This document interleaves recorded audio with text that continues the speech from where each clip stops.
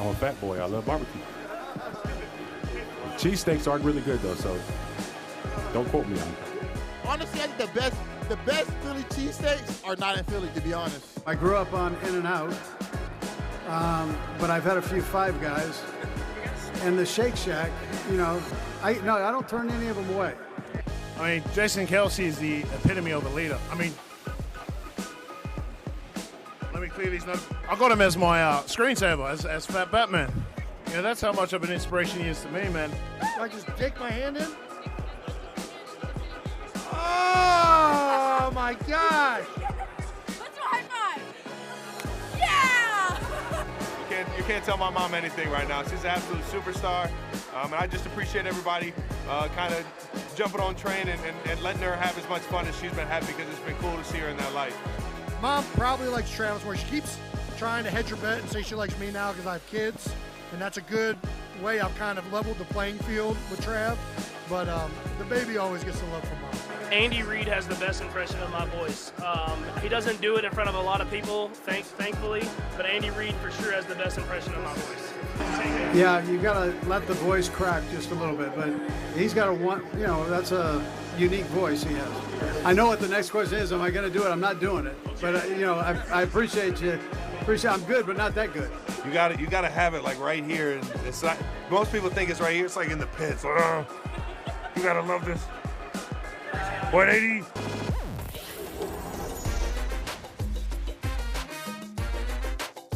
Fantasy Football Happy Hour with Matthew Berry, served by Applebee's.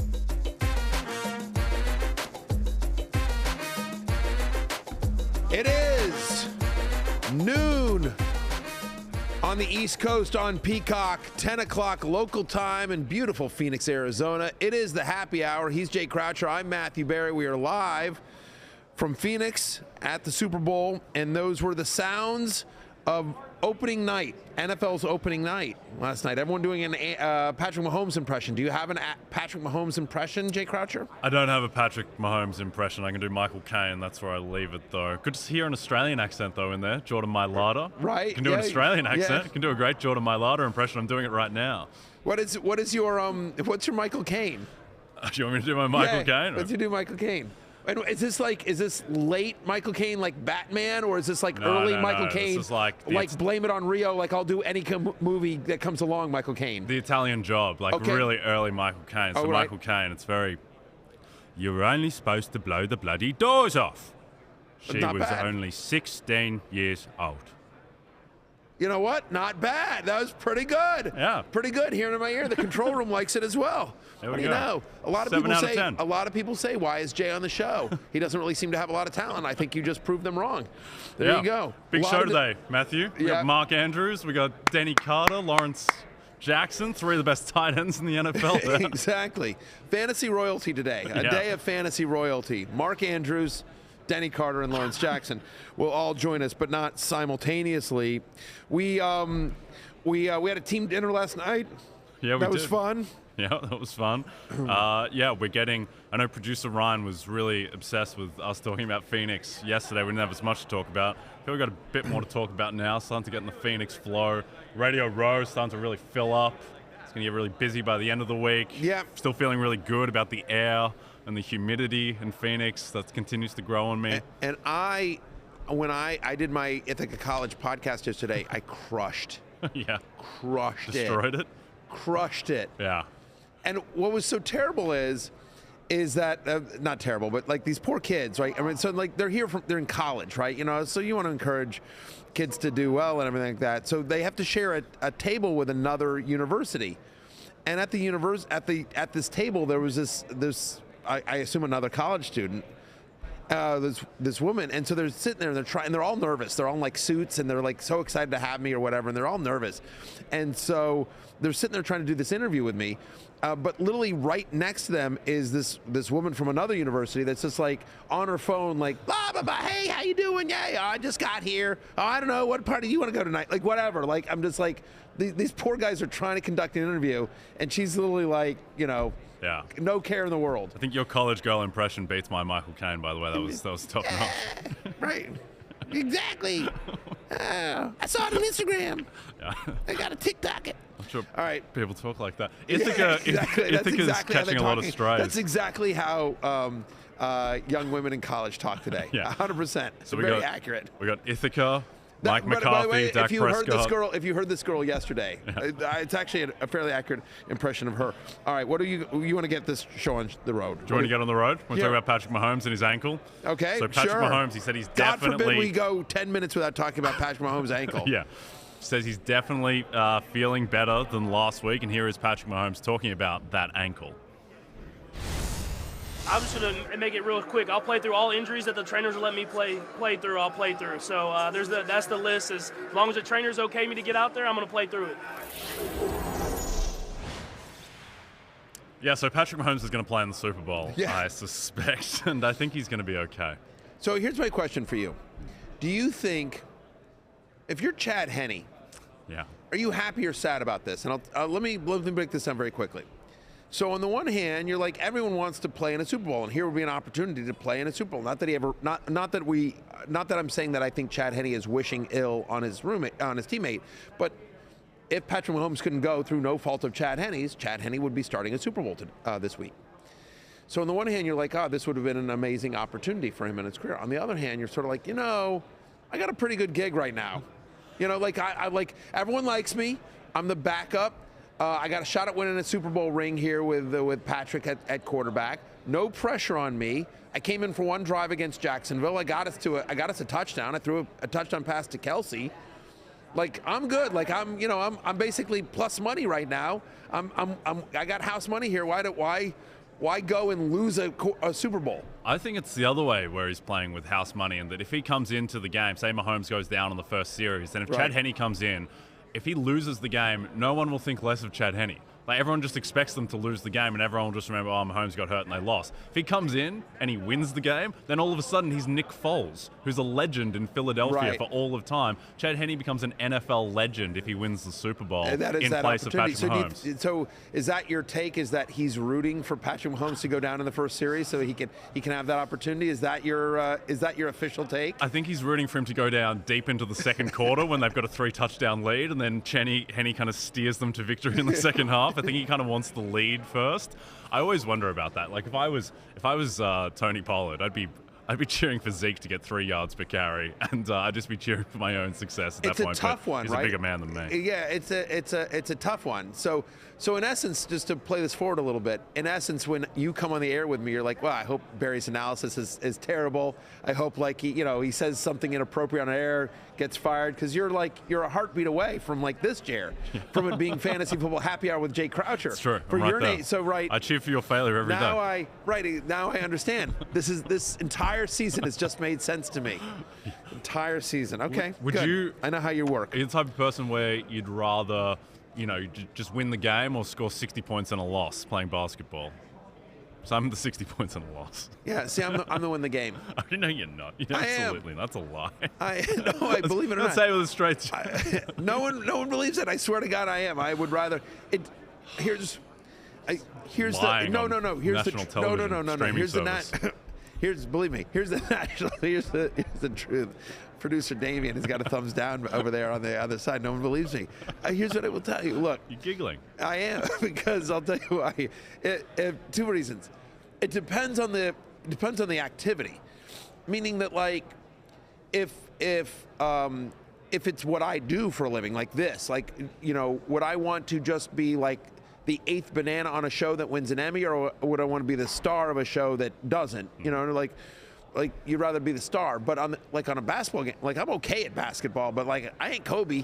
You know what I mean? Like, I'm happy to be Steve Kerr. Are you kidding me? Like, yeah, mixing teams here, but like, I'm happy to be, like, I don't need to be Jordan. I'm happy to be Steve Kerr. I guess I'm happy to be Paxson. It's like whether you're happy being like Paul Giamatti, or you want to really go for the kind of home run swing and be kind of Daniel Day-Lewis and potentially not win the Oscar. But I'm all the Kobe mode. I'll score on 60. That's fair enough. Let's talk about L'Jarius Sneed.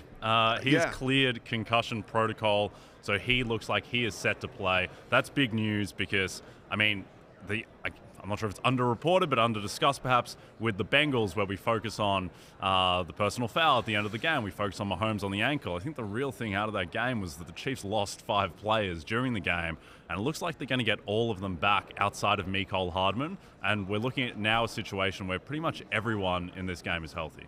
Yeah, and Snead is so important to that secondary and everything that he does. We talk a lot about how no team in the NFL gave up more touchdown passes than the Kansas City Chiefs during the regular season. But the fact is that over the course of the playoffs, and the last couple of games, they've actually been pretty good. They played better, right? I mean, they held Trevor Lawrence to just 1 touchdown pass. I thought they played pretty good against Joe Burrow, all things considered, right? And so they made Joe Burrow look mortal. So I think this is important for the Kansas City Chiefs trying to slow down Jalen Hurts in the offense. Yeah, and the thing about the Kansas City defense, I think there might still be some perception that it's Patrick Mahomes carrying the team, and the defense is the 23rd ranked defense back when Mahomes was first reaching AFC title games. This defense is fine. It's like the 15th, 16th best defense in the NFL, about the same level against the pass as against the rush, and they've got guys like Chris Jones who can wreck plays. Exactly. I was just going to say the line has some talent. Yep, the line has some talent, but that's going to be, honestly, and you always say this is such like a football cliche, but it's true. Like, this is a game that I think will get somewhat won in the trenches, because again, the getting pressure on each of those quarterbacks is going to be important, especially given the potentially the limited ankle with Mahomes, potentially Hurts not 100% either.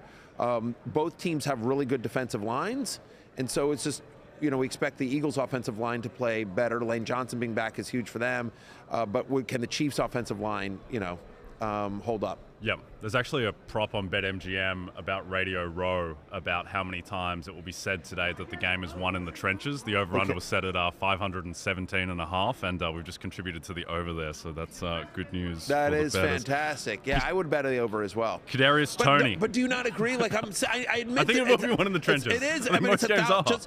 Listen, here's the thing about cliches. Cliches are cliches because they're true. Yes. Like they've been said so many times over the years, because they're true, and that's why they become cliches. Yes. With the trenches, I think the concern would be that, is it going to be a game like Kansas City-Tampa Bay in the Super Bowl, where the defensive line dominance of Tampa Bay just completely wrecked the game to the point where the game just wasn't viable anymore because Mahomes had no time to throw?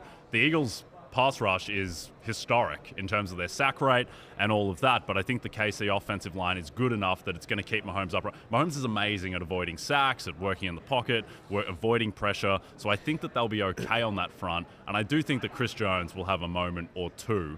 And that's the thing with the KC defense, is that the offense is so good, is that you just need a random sack. You just need a random interception, and that's enough for Mahomes because the passing offense is so good. Because the Chiefs' offense is so efficient that, if you win one possession, if you win 1 or 2 possessions, you get off the field and you give the Chiefs an extra possession, then I think ultimately that ends up making the difference here. And the other piece that I think, again, that people aren't really talking about that much is, Andy Reid's got 2 weeks for this game. And all the Andy Reid off the bye stuff is really real. He's 10-1 in the 10-1. I believe he's 10-1 in the playoffs with Mahomes in his career, including playoffs off of a bye. And so Andy's going to know this. They're going to scheme up a bunch of different things in terms of quick outs to Kadarius Toney or to Jerick McKinnon, or Pacheco's all of a sudden a pass catcher, and you see a lot of motion from multiple tight ends. They're going to do a lot of different things here to try to counteract that pass rush of the Eagles. Yep. Speaking of Kadarius Toney, Tyler Dragon, great name, from USA Today, said that Kadarius Toney told me he's definitely playing on Sunday. He suffered an ankle injury in the AFC Championship game. Obviously, Kadarius Toney does have some Samuel L. Jackson and Unbreakable Mr. Glass kind of vibes, but if he is healthy, then he's a game changer. So for those of you just listening to the audio, we've got a screenshot up of the tweet from Tyler Dragon, and his Twitter handle is @TheTylerDragon. I don't know Tyler, but if your name is Tyler Dragon, do you really need the? As all the other Tyler Dragons? Yeah. As opposed to the indefinite article of Tyler Dragon? Right, exactly. I think feels like he could have just gone with Tyler Dragon. Yeah, some Tyler Dragon. Yeah. one you know, of the. yeah. No. You know, it's interesting. Yeah, we should right. give him some. I don't know if anyone knows Tyler Dragon. Ask him about that. I'm very curious about the choice of the. Please, for the love of God, tell the Tyler Dragon about his error there. Clyde Edwards-Helaire, who we haven't talked about much lately. He's a hot topic earlier in the season. He's been activated from IR. Mecole Hardman goes on IR. Do you expect we're going to see any CEH, any game when maybe he plays? He's active for a snap, but I mean the fact of the matter is like week 5. Week 5 is the last time he had double-digit touches in a game, right? I mean, like the last 2 games he was active. You think about weeks 10 and 11. Like he was actually active for those games. In those games, he played 9 total snaps combined. They seem like they're rolling pretty good with Pacheco and McKinnon, and my guess is he'll be active just for a warm body, just in case they suffer more injuries or some setbacks and they need somebody who knows the offense and they can just sort of get in there. But I can't imagine him having a significant role in this offense. And I also don't think that his being activated for the IR makes me feel like, hey, you know what we should do is we should take the unders on Pacheco or McKinnon, anything like that. Yep. I think this is going to be the Isaiah Pacheco show at this point. I just think that what he showed in the receiving game as well, he showed an element that we haven't really seen as much. So I think that, and we'll get into all the props as the week goes on, but I think that Pacheco is going to be used in the passing game more than one would expect. I would think so. The weird part is, by the way, just off of that real quickly, is that I did Kansas City radio yesterday, and I talked to them, and I talked to them about that, and they just said they trust McKinnon so much more in blocking. Yeah. And so, like, weirdly, they need Pacheco as the pass catcher because they need to have McKinnon back there blocking to help protect Mahomes' ankle because they trust him more in that role. So they're like, sorry, McKinnon, but your role is now the unsexy one. Yep, that makes sense. All right, well, I'm looking at an incredibly tall human being who looks suspiciously like Mark Andrews. So that's our cue to go to break. And when we come back, we'll talk to the Baltimore Ravens superstar tight end, Mark Andrews. The definitive Mark Andrews interview. The definitive Mark Andrews interview is coming up. When we come back.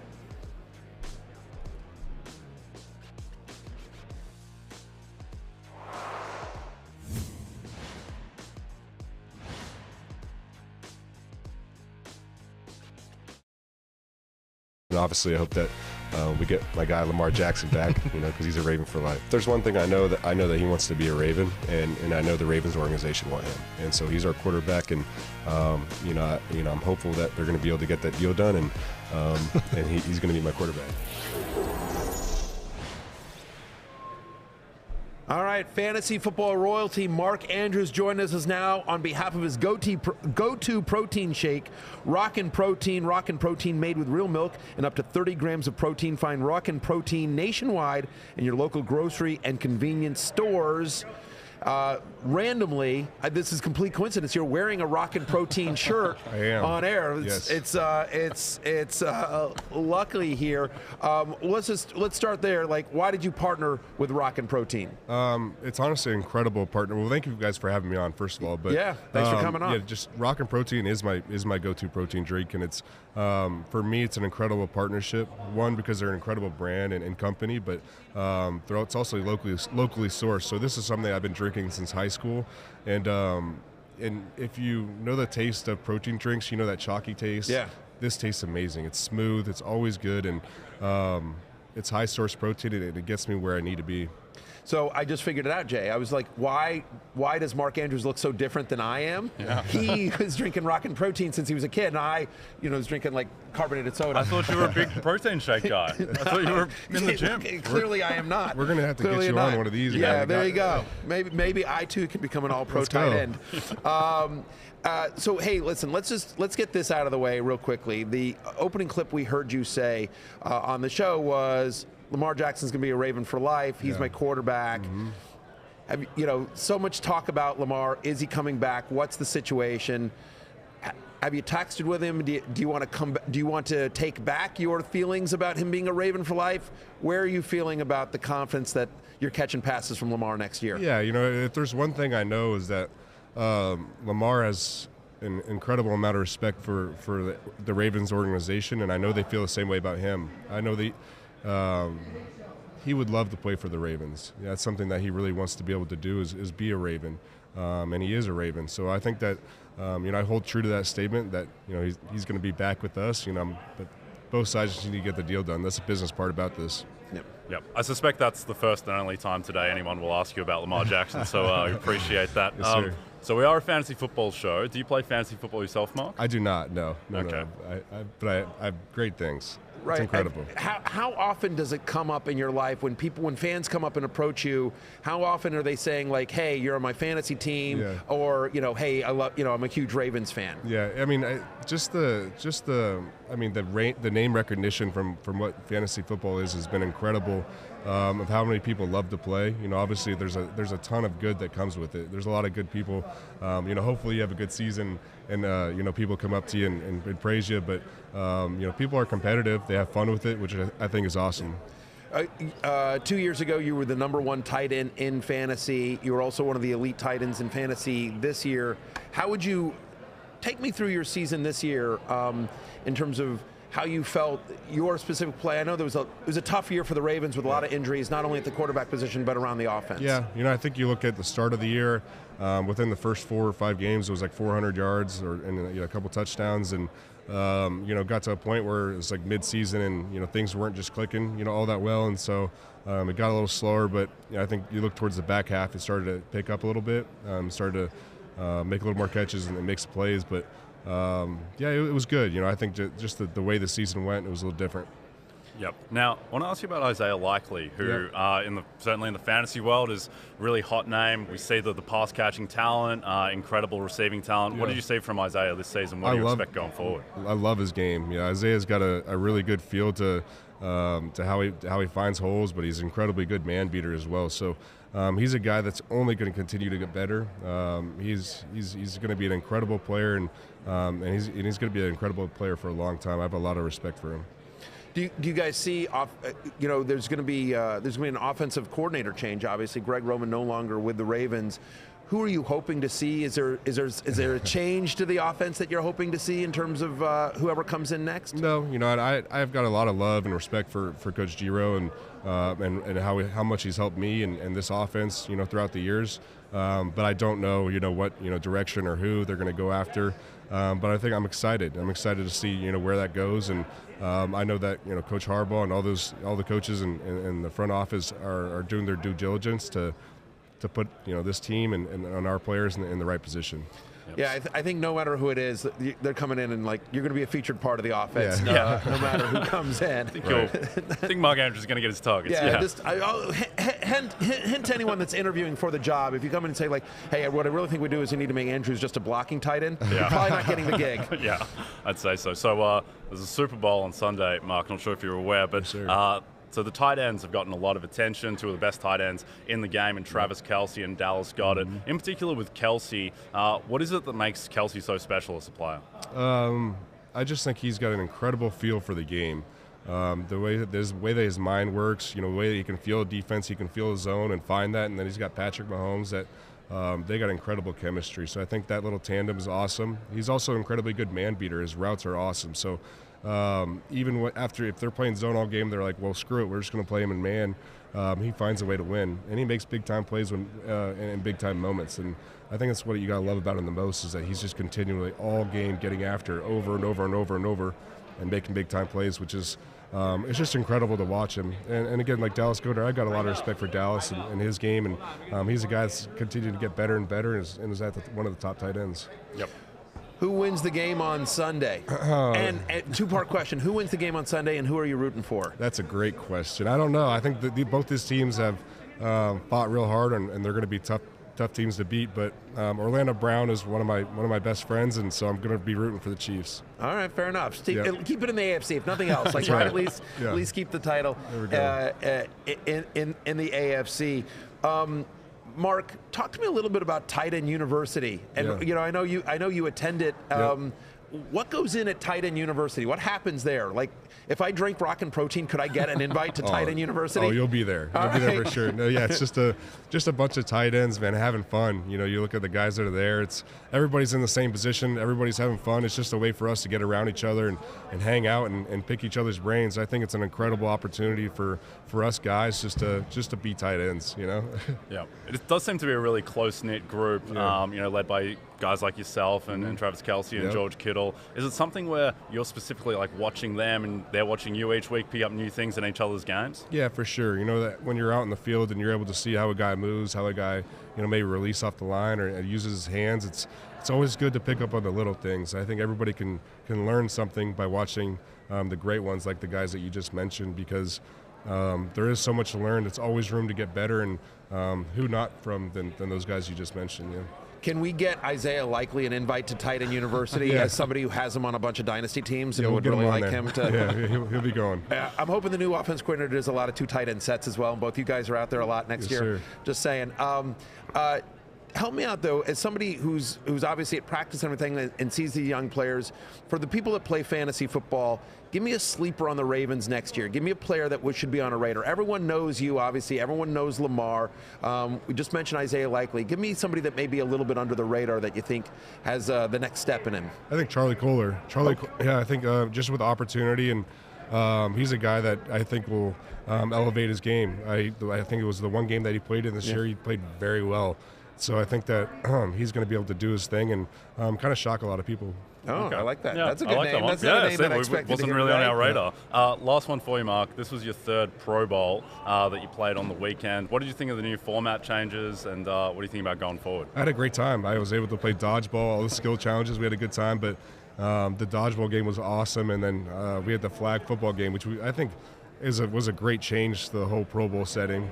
We don't have to put on pads, worried about getting hit, worried about getting hurt, really. It was just guys having fun, flying around, playing a little flag football, and I think that lighthearted, game was I think it was good. Good change. All right, good. So you're rooting for the Chiefs. You're not going to give us a prediction?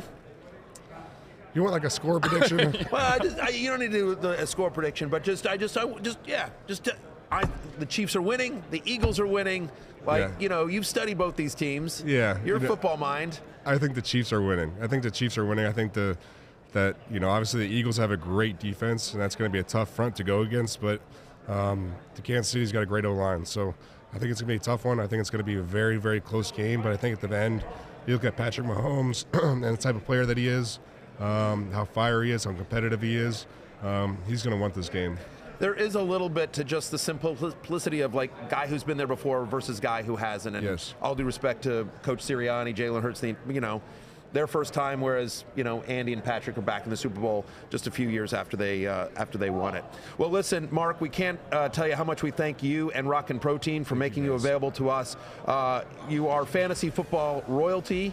One of the elite tight ends. We wish you tremendous success, a huge year yet next year. Stay healthy, my friend. Yes, sir. And let's hope you get Lamar back. Thank you guys for having me on. I appreciate y'all. Appreciate it. We will be back right after this with more fantasy football royalty, Denny Carter and Lawrence Jackson. Nice.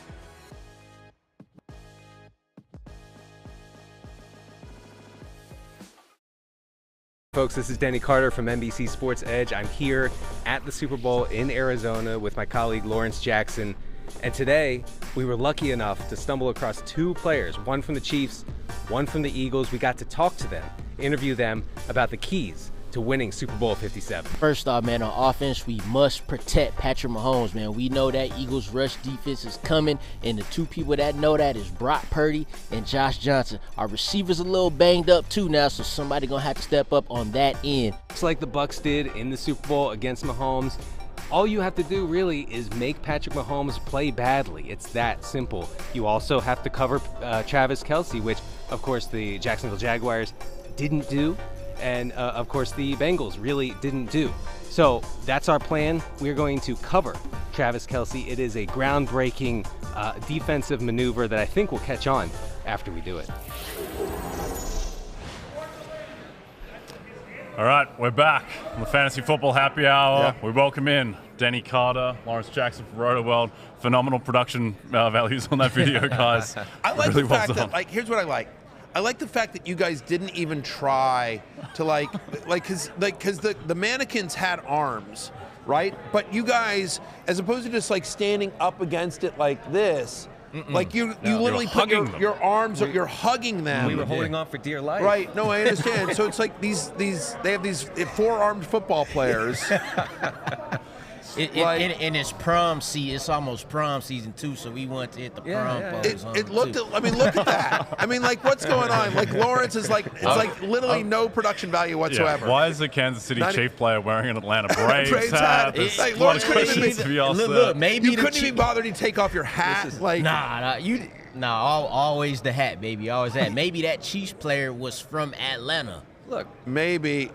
And there's Denny. I don't know why it's so sensual. Denny's getting to second base with this guy. He like his too much. Listen, I was really trying not to do it, but the footholds in the back are so small. You get one pinky toe on there, and you're just struggling. It's a workout. Do you think the footholds were so small as maybe that's a hint that because they didn't want your asses on those things? Hey, look, sometimes you got to do what you got to do for the content, baby. Oh, boy. All right. This is true. So we're going 4 wide. Denny Carter, Lawrence Jackson, me and Jake Croucher here on the happy hour, and we want to. What do we want to do? We BetMGM. We've got some BetMGM props. We're doing a little segment. I know you like your constructs, Matthew. We're going to talk what's more likely. Fresh off of Isaiah Likely's teammate. Mark Andrews being on the show. The definitive Mark Andrews interview, by the way. Followed by the definitive Denny Carter and Lawrence Jackson interview. Definitive all around. So we'll start with you, Lawrence. So what's more likely, Chiefs win in a blowout or the Eagles win in a blowout? Now on BetMGM, you can bet alternate spreads. So you can bet the Chiefs minus 10.5, which is plus 400, or you can bet the Eagles minus 10.5, which is plus 300. Which of those do you like, Lawrence? Yeah. So look, even though, as y'all know, I like the Eagles to win. Yeah, you've staked yourself. But if we're talking about a blowout, I've seen the Chiefs blow out a team with a good defense this year, and that's the 49ers. So I would lean towards the Chiefs there. All right. What do you got, Denny? I'm going the opposite way. I think that if the Death Star Eagles can storm in here and get out to a big lead, I don't think there's any way that the Chiefs can. With that pass-heavy offense, I don't think that they can keep pace with Jalen Hurts if that running game is going. If he's able to hit those downfield receivers, I think the Eagles are more likely to blow them out. Okay. Patrick Mahomes can't keep up with Jalen Hurts. Questionable start from Denny Carter. Very questionable start. By the way, we may have to take back this NBC Sports Edge quarter zip that you got. I was surprised you didn't wear the sweater. I thought you for sure would make an appearance on the show wearing the cardigan. Is the issue. I didn't. He wanted to wear a blazer. But he didn't want y'all talking about it. He put it back in the closet today. He was ready to throw on the blazer. Casual as possible. There wasn't even. I was hoping for the blazer at dinner last night. No, we all went out last night, got some Cadillac margaritas. Me and Denny talked about the X-Files for about 3 hours. It was great. I could talk more if you want to. If we want to do a podcast just on the X-Files, that's right. That's right. We had a very fun team bonding dinner last night, the 4 of us and others here at NBC. I'm going to say the Chiefs in terms of who's more likely to blow out. That's a team that can score quickly, and so I can't see the Eagles blowing out. I'm sorry, I can't see the Eagles blowing out the Chiefs because even if they're up big, I just think that they'll be very pass heavy and trying to come back, and I can see the Chiefs backdoor covering. You know what I mean? Like in a scenario that way. I think the other thing with this as well is that Jalen Hurts. There is a huge discrepancy between Jalen Hurts and how he plays with a lead versus playing from behind. And we talked about this yesterday, but there is an element where Hurts, so much of his success has been playing with the lead, teams stacking the box because the Eagles are so good running the ball, and then getting A.J. Brown and Devontae Smith one-on-one. And Hurts has been so good at those deep balls to those guys one-on-one that I think that if it is a close game or if the Chiefs are playing with a lead, then there could be a crescendo effect where it gets a lot more difficult for Hurts. But let's talk about Super Bowl MVP, which is always one of the more fun bets around the Super Bowl. Lawrence, do you think it's more likely that an Eagles defensive player wins MVP or that a non-Mahomes Chief wins MVP? Definitely an Eagles defensive player. Like if the Chiefs are winning this game, they would have to force themselves not to give the MVP to Patrick Mahomes. We saw it a couple of years ago when Damian Williams should have been Super Bowl MVP, right? So Mahomes was terrible in that game. I mean, terrible, strong words, but he made terrible. What was your other one? He wasn't terrible. You said Matthew Stafford was terrible in last year's Super Bowl. Every quarterback who's ever won a Super Bowl has been terrible. Mahomes Nick Foles, terrible. Mahomes played poorly in that game based on his previous talent level. Yes. He underperformed. And Lawrence is right. Damian Williams should have been the tight end. It should have been the MVP in that game. So they gonna give it. If the Chiefs win it, he could be 19 for 32 for 122 yards. Get it to him. But the Eagles, on the other hand, if they play games like how they've been playing in the playoffs, running the ball, pass rush, getting to the quarterback. Right. Yeah, I mean, we are Hassan Reddick right there. Yeah. You know, could be a DB somewhere here or there. You know, so I'll go with the Eagles defender. Yeah, I'm going that way too, because there's no universe in which the Chiefs succeed offensively. If Kelsey has a big game, 10 catches, 150 yards, 2 touchdowns, or Tony has a big game, or MVS or whatever, Mahomes also has a big game. You know, so none of those guys are going to win MVP over Mahomes, even Kelsey. So if the Chiefs win, they're going to put up, in that extremely pass-heavy offense, they're going to put up a lot of yards, probably a lot of touchdowns. That's Mahomes all the way. I'd have to go with an Eagles defender. And you can certainly see a scenario in which, to just build on that, because I agree, Denny, that if the Eagles win, there's a scenario in which the Eagles win and that the defense just completely shuts down Mahomes and the offense, but that Hurts doesn't do a massive, that the offense isn't that huge. Yeah. They're run heavy. They're run heavy. Controlling the ball. They're controlling the ball. It's multiple guys, with Sanders, Gainwell, and Boston Scott, and so it's just that there's not one dominant offensive player, but whether Reddick has a couple of sacks and maybe a strip sack fumble that he returns for a touchdown, or Darius Slade does a pick six or something like that, like you could see that scenario. I think Reddick is probably the one, because Reddick has 4 games this season where he has multiple sacks and a forced fumble in the same game, and he would have won MVP of the NFC title game, I think, with what he did, and just how, and also with Hurts, with his injury concerns, maybe he's not gobbling up as much of the MVP equity. Look, Travis Kelce's been a really popular bet for Super Bowl MVP. I think the fact that there's the brother narrative there, that builds on that, but I think at 11-1, I think there's no value there, because what you have to remember is that if he goes for 150 yards and 2 touchdowns, Patrick Mahomes gets those stats as well.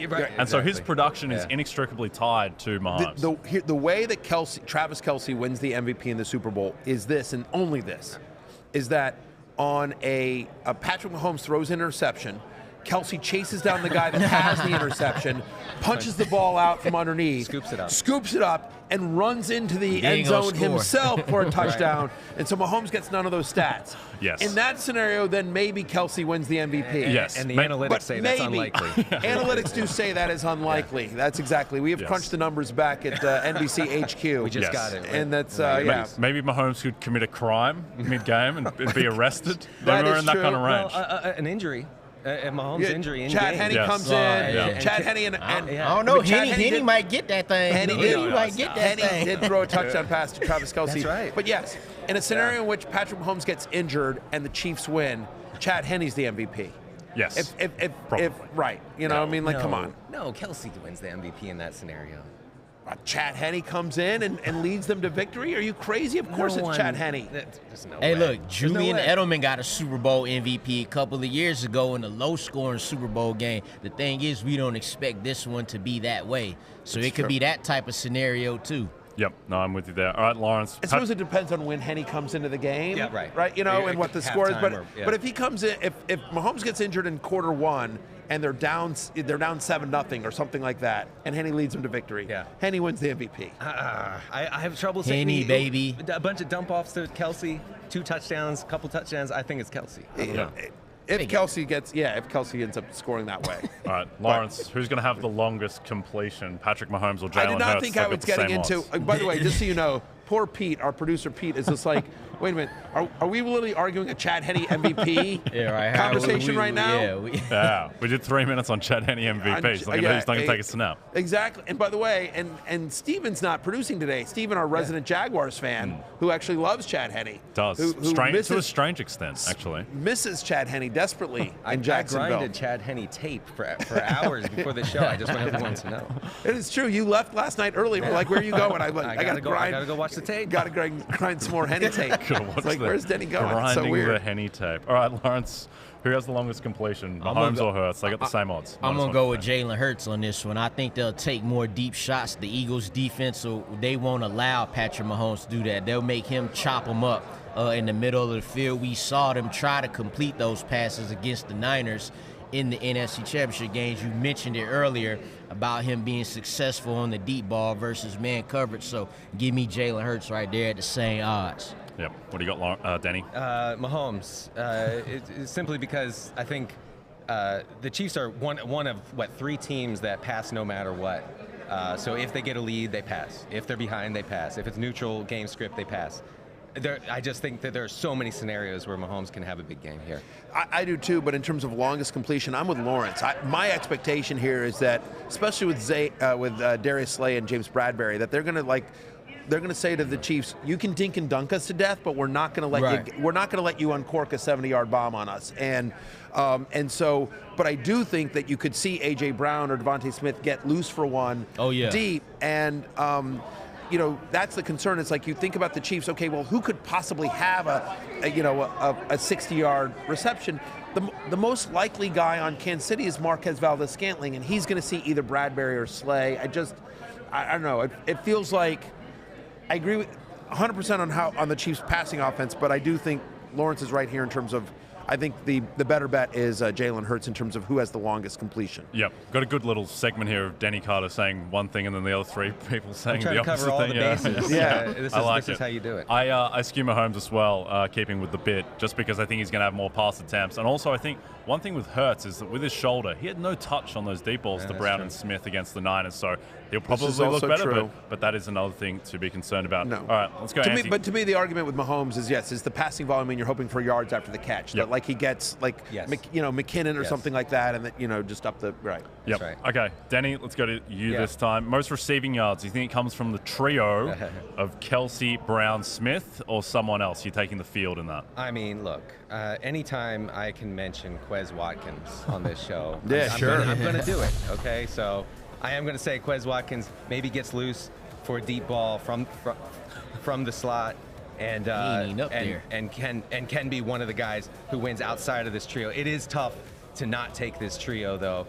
I do think that the Eagles receivers will be game script dependent, if you understand. Like the Eagles I don't think want to unleash against the Chiefs. I think they want to control the game. I think they want to make it kind of ugly. I mean, it was kind of ugly against the 49ers, honestly. It was lots of a very run-heavy game script. So I think that's what they want to do.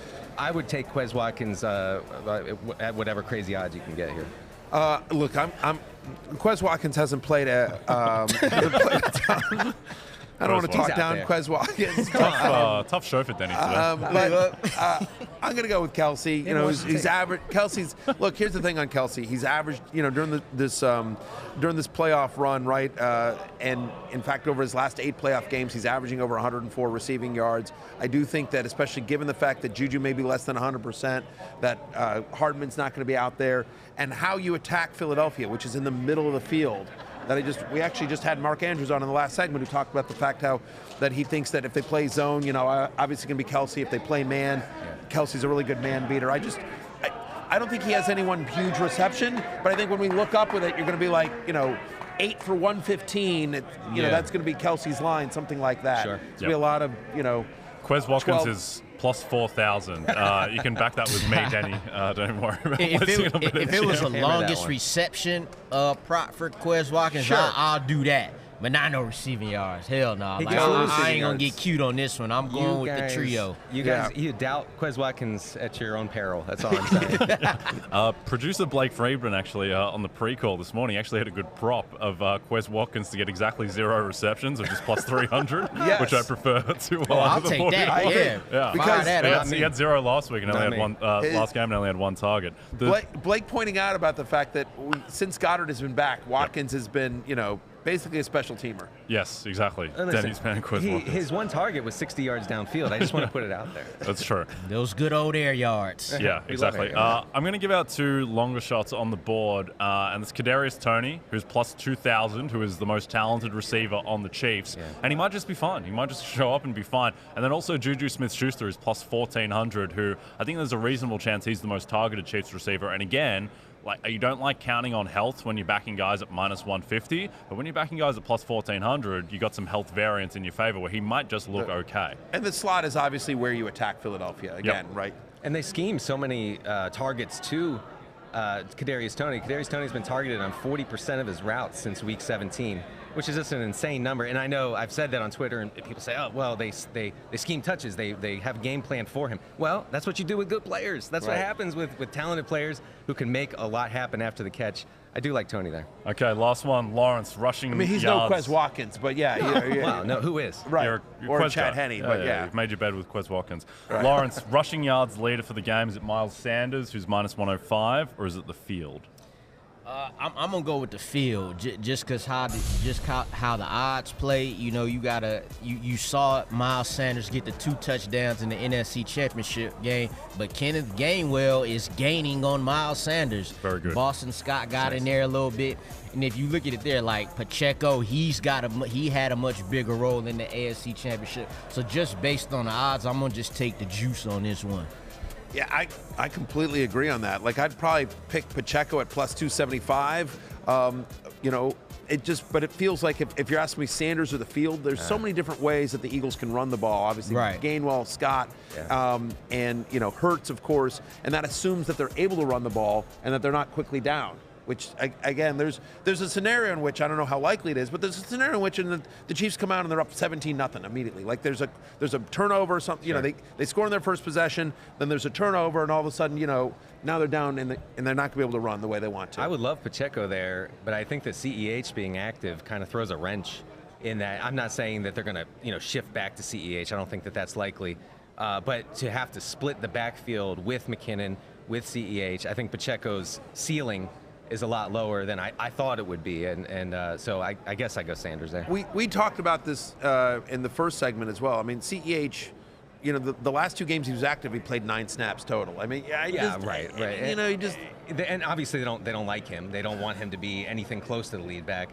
And it's also, by the way, Pacheco was awesome last game. You know what I mean? It'd be one thing if they squeaked by Cincinnati, but they got nothing out of the run game. But down the stretch, McKinnon and Pacheco have been awesome. I feel like we've done this before, though, with the Chiefs back.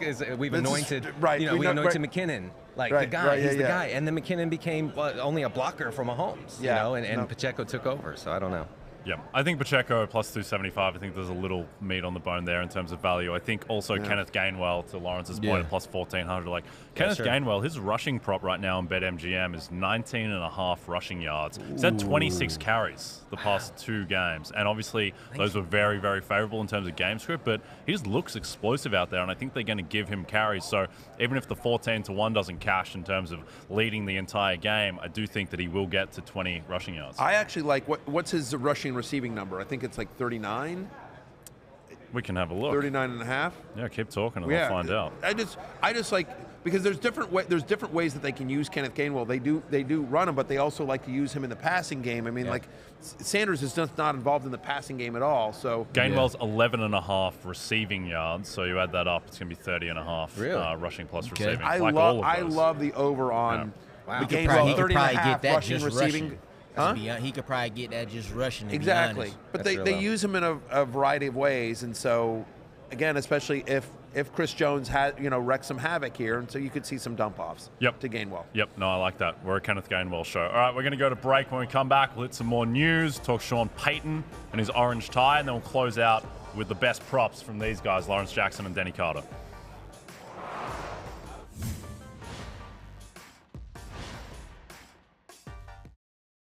All right, NBC Sports is at the Super Bowl, live from Radio Row in Phoenix all week, live on Peacock. Start off with the Dan Patrick Show, 9 a.m. to 12 p.m. Eastern each morning, followed by us, the Fantasy Football Happy Hour from 12 to 1 p.m. Eastern. PFT Live coming up right after this, 1 to 3 p.m. Eastern, and then Brother from Another, Mariano Rivera closing act, 3 p.m. to 4 p.m. Eastern each day. All right, let's close out with a little bit of news. Start with Sean Payton, who the era in Denver has begun. He had the orange tie, which is going to become a part of Denver Broncos folklore. It will be. A little tell, which should have shifted the betting market. People weren't paying close enough attention.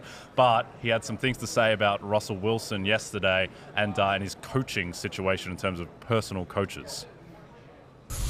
Coach, Russell Wilson had a personal coach, Jake Heaps, in the building with access who wasn't on the staff. Yeah, I'm not too familiar with that. How do you feel about players having their own people off the staff in the building, access to the players? Yeah, that's foreign to me. That's not going to take place here. I mean, I'm unfamiliar with it. But our staff will be here, our players will be here, and that'll be it.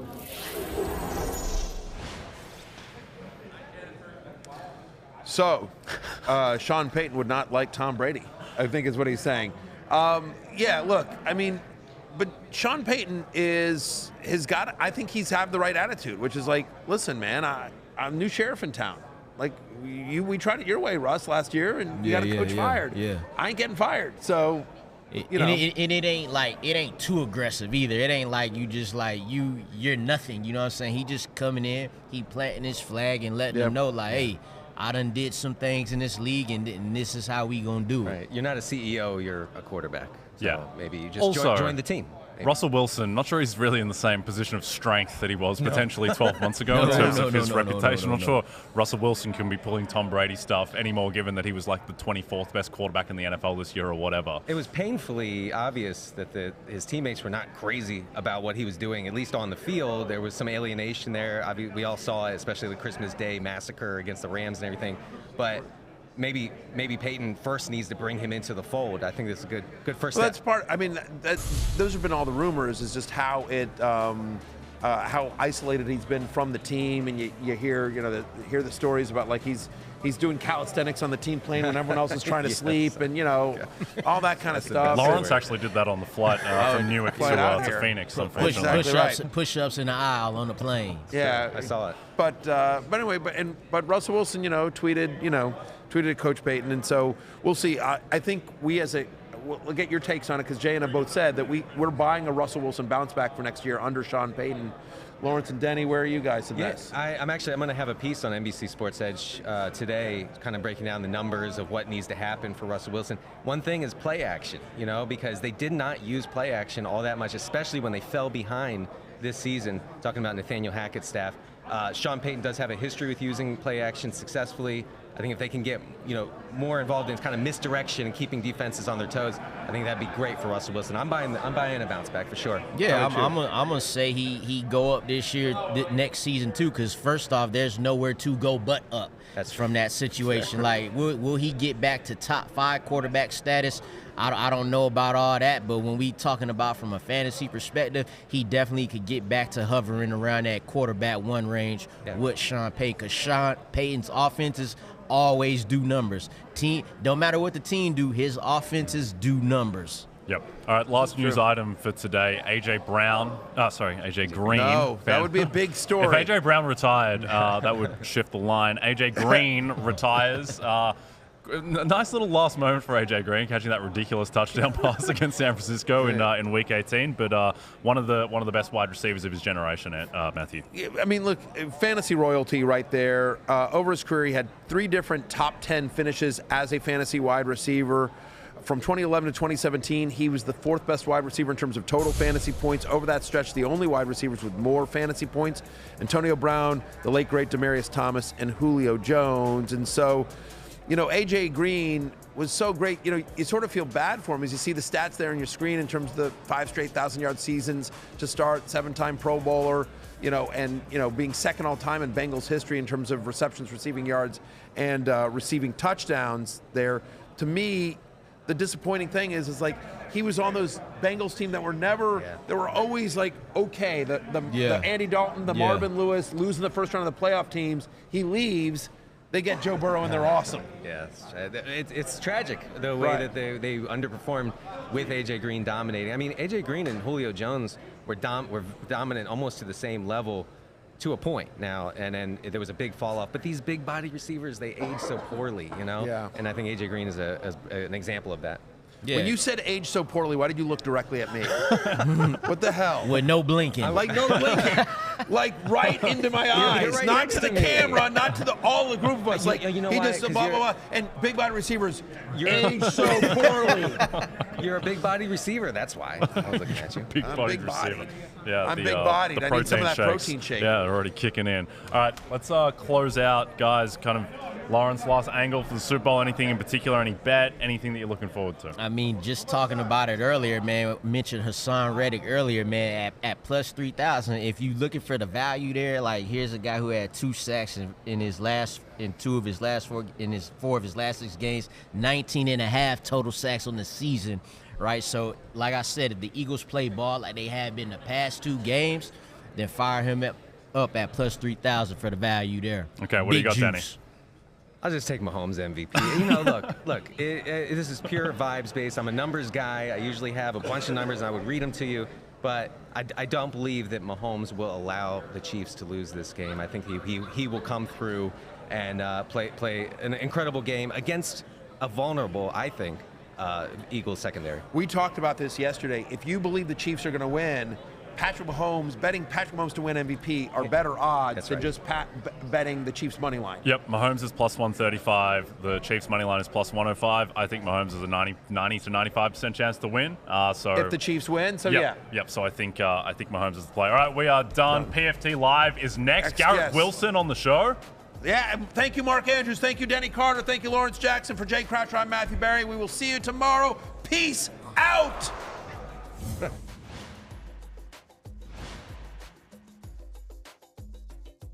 Hey, it's Matthew Berry from NBC Sports and Rotoworld.com. Just want to thank you so much for watching what you just watched, or at least being too lazy to click out of it after the autoplay just kept it going. So either way, thank you so much for just letting it scroll by your screen. And now I'd like to ask you respectfully, please subscribe to the NFL on NBC YouTube channel for the latest NFL news, fantasy headlines from Rotoworld, and betting analysis from NBC Sports Edge.